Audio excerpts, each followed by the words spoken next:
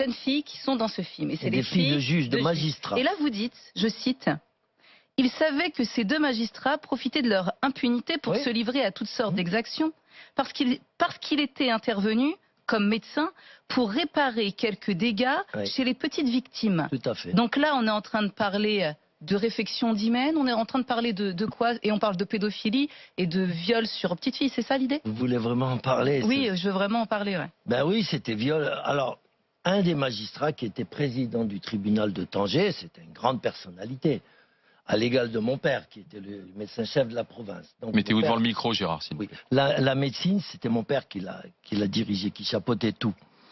Et ce président-là, il avait 8 esclaves chez lui. Des petits esclaves de 8 ans à 13, 14 ans. Et il les violait quand il voulait.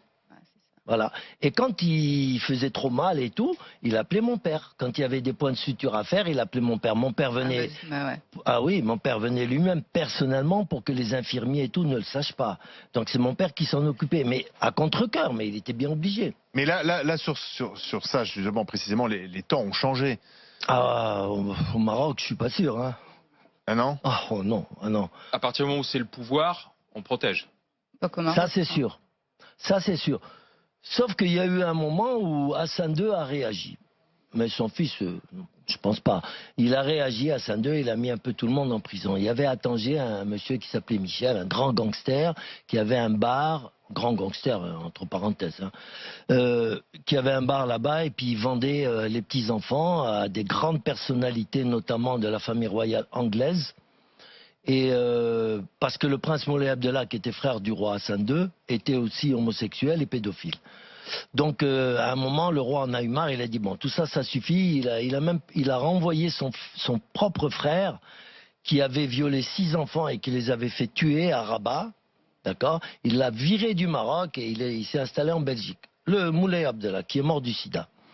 Et donc, à ce moment-là, Hassan II a voulu faire un grand nettoyage. Et il a mis ce grand gangster en prison, il l'a expulsé du Maroc et tout et tout. Il y a eu un nettoyage, mais il y a toujours eu des remplaçants, bien sûr. Et il y en aura toujours. La pédophilie au Maroc, elle est omniprésente partout. Et il ne faut pas dire que c'est la faute du tourisme sexuel. Ça, c'est un grand mensonge. Voilà. Et pourquoi est-ce qu'on n'en met pas un terme? Il y a certaines régions du Maroc, comme Tanger ou Marrakech, où ils ont ça dans le sang.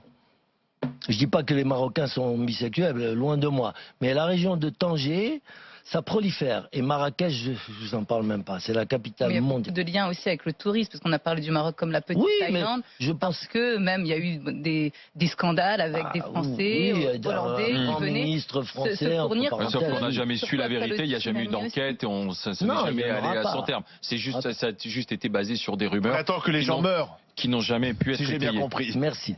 Ça fait plaisir. Mais non, mais c'est ça. Non, mais on est dans les grandes gueules. On attend que les gens meurent. C'est pas à moi de les juger, hein, ces gens-là. Voilà. Qu'est-ce que vous voulez que je vous dise? Je donne mon impression, sans plus. Voilà.